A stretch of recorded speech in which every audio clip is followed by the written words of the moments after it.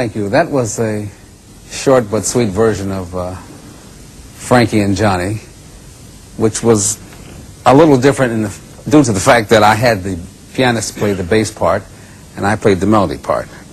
Traditionally, this instrument, the string bass, has been known as the bottom. And over the past 60, 70 years, it has made many leaps in which I think that it has passed even the expectations of the makers and players of the 1800s. I don't think they would imagine that this instrument would be played as it is today by some of our fine young people and a few of our good old people. The first thing I'd like to go back is to refresh for some of you young people and maybe to remind some of the old people of how this thing used to be played. Now, I didn't know anything about this. They just told me about it. But back around 1910, in the early days, just as they made the transition from the tuba to the string bass, it was played in a very, I guess you could call, haphazard way. There was not a lot of finesse, and it was played very harshly like this.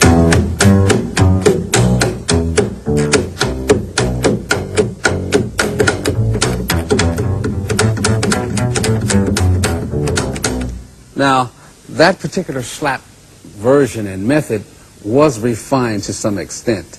I recall vividly as a kid hearing Wellman Brogue, who was with Duke Ellington, who also was written up in, believe it or not, Ripley, as being able to play more slaps per minute than any other bass player alive.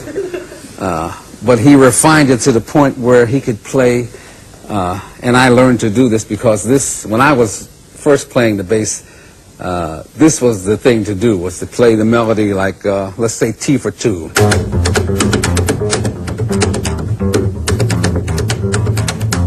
That style.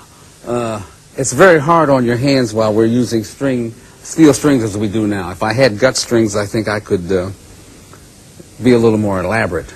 But it has come a long way in that into the 40s and early 50s, the bass was played this way.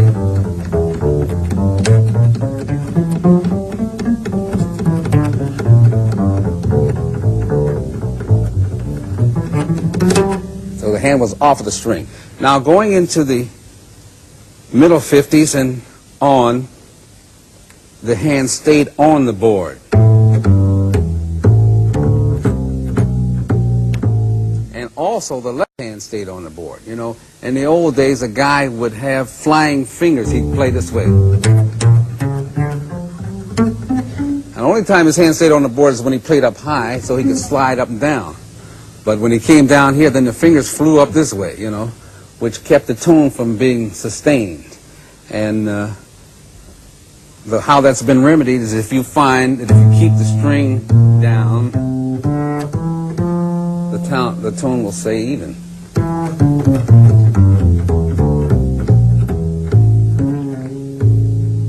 And it'll last a long time. You don't have to play loud to swing. You can play soft and swing. Just play me a little blues in A flat. 1, 2, 3, 4.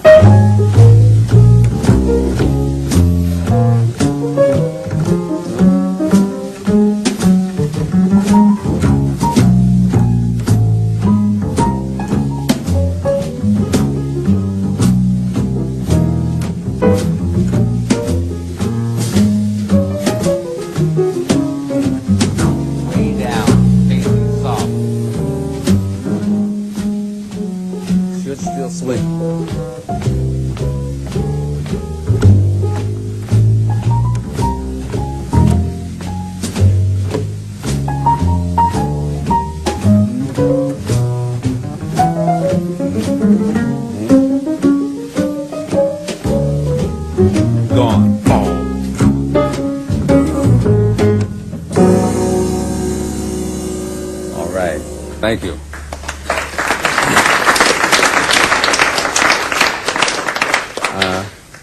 I'd like to get our first student up here. We have a very lovely young lady named Erica Howard. Would you please come up? You can applaud. It's all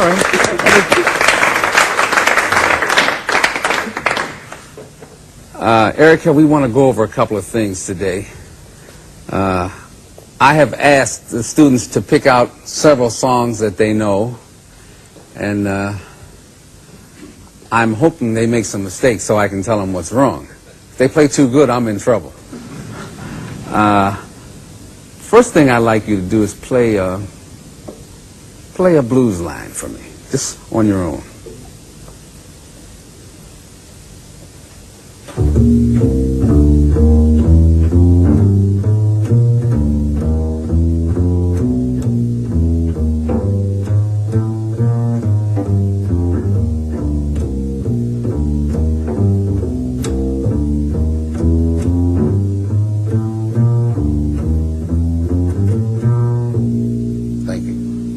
Play that same blues in another key and play it about this tempo. 1, 2. Got a key picked out? 1, 2, 3, 4. A little slow.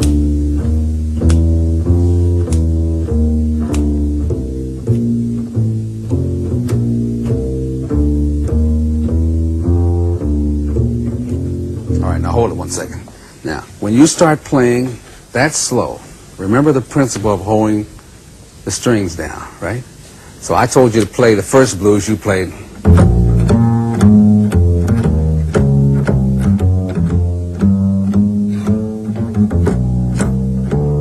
All right, now when I told you to play it slower, you got a little more careless with the hands, and the fingers came up and you didn't sustain the string. In other words, so if I'm playing down here, if I say 1, 2, every day,